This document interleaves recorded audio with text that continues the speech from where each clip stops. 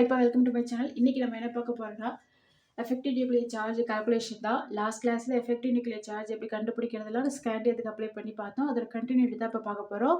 Potassium ஆட்டத்துக்கு சரிங்களா. பொட்டாசியத்தில் 4s electron கண்டுபிடிக்க போகிறோம். ஃபஸ்ட்டு பொட்டாசியத்து அட்டாமிக் நம்பர் என்ன சொல்லுங்க பார்க்கும். 19. எலக்ட்ரானிக் கான்ஃபிகரேஷன் ஃபஸ்ட்டு எழுதணும் இல்லைங்களா.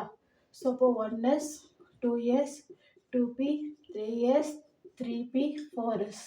எஸ்ல 2 ஃபில் பண்ணுங்க, இந்த எஸ்ல 2 ஃபில் பண்ணுங்க. இல்லை 6, இதில் 2, இல்லை 6, பேலன்ஸ் 1 19 வருதான்னு பாருங்க. அடுத்த செகண்ட் ஸ்டெப் என்ன செய்யணும், இந்த எலக்ட்ரானிக் கான்ஃபிகரேஷனை ரீஅரேஞ்ச் பண்ணி எழுதணும் இல்லையா. ஸோ 1s 2 2s 2p 2 இல்லை 6. அடுத்து 3s 2 3p 6 3d இல்லை, அதனால் இதோட முடிச்சுக்கோங்க. 4s 1 எழுதிட்டோமா. இப்போ அடுத்து என்ன செய்யணும் அப்படின்னா effective nuclear charge calculate the effective nuclear charge experienced by the 4s electron in potassium atom. இப்போ 4s electron கண்டுபிடிக்க சொல்லிருக்காங்க. ஸோ அதை நம்ம என்னென்னு வச்சுக்கிறோம், nthன்னு வச்சுக்கிறோம். அதுக்கப்புறம் இருக்கிறது n-1, இது n-2, இது n-3. ஸோ அப்போது இந்த nத்தோடைய வேல்யூ என்ன 0.35. ஓகேவா. இப்போ இதோடைய வேல்யூ என்ன, ஆல்ரெடி இந்த வேல்யூலாம் லாஸ்ட் கிளாஸில் உங்களுக்கு நடத்திருப்பேன், பார்த்துருப்பீங்க 0.85.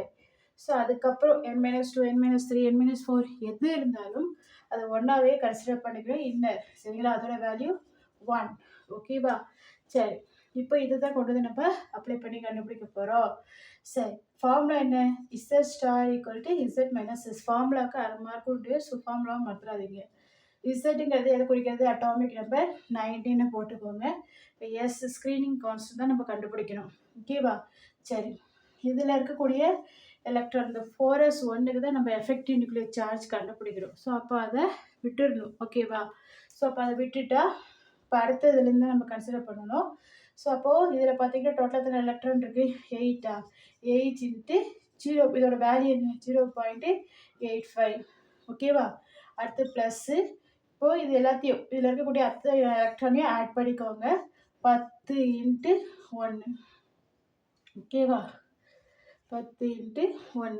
ஸோ ஆல்ரெடி நான் இங்கே உங்களுக்கு மல்டிப்ளை பண்ணி காட்டியிருக்கேன். டைம் ஆகும்னு சீக்கிரம் மல்டிப்ளை பண்ணி வச்சுட்டேன். ஓகே சரி, இப்போது மல்டிப்ளை பண்ணி ஆட் பண்ணால் உங்களுக்கு என்ன வரும் 16.80 வரும். 16.80 வரும்.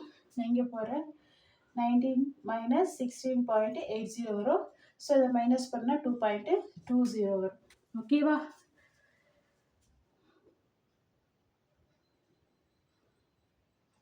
தேங்க்யூப்பா. நெக்ஸ்ட் வீடியோவில் பார்க்கலாம். புரியுதா என்னன்ட்டு எனக்கு கமெண்ட் செக்ஷனில் மென்ஷன் பண்ணுங்கள்.